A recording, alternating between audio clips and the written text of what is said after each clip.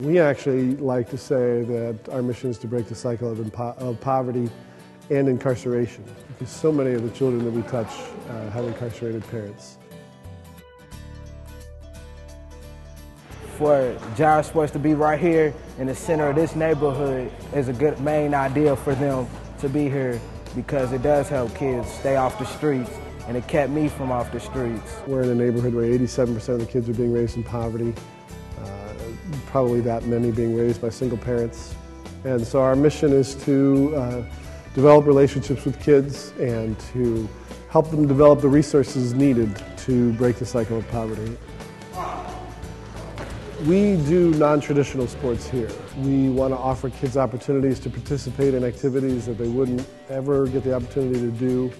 We do gymnastics, wrestling, rock climbing, boxing, taekwondo. We also do tutoring. And in the years ahead, we're going to be expanding our programming to become more holistic, work with the whole family. For them to come in here right after school, still saying they got their school clothes on, is a good thing, because it knows that they got right off the bus and came right over here, instead of getting off the bus, going and getting into some other trouble, and then coming right here with their troubles.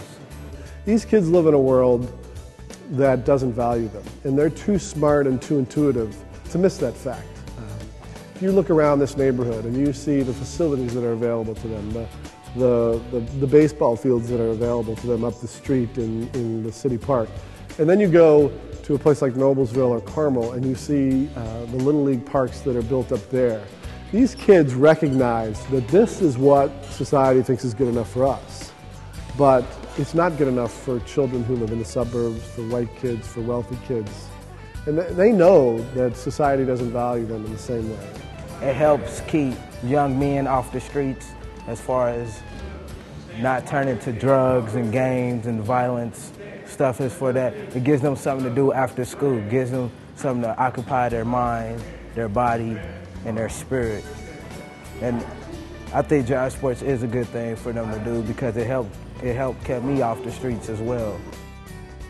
We care about the things that God cares about. And if you look at the scriptures, God clearly has a preference for the poor and the oppressed. And Christ talked about setting free the poor and the oppressed, to breaking the yoke of oppression.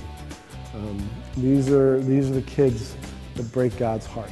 And our heart should break for the things that break God's heart. As a society, we cannot continue to relegate an entire generation of kids that are growing up in this neighborhood to second-class citizens.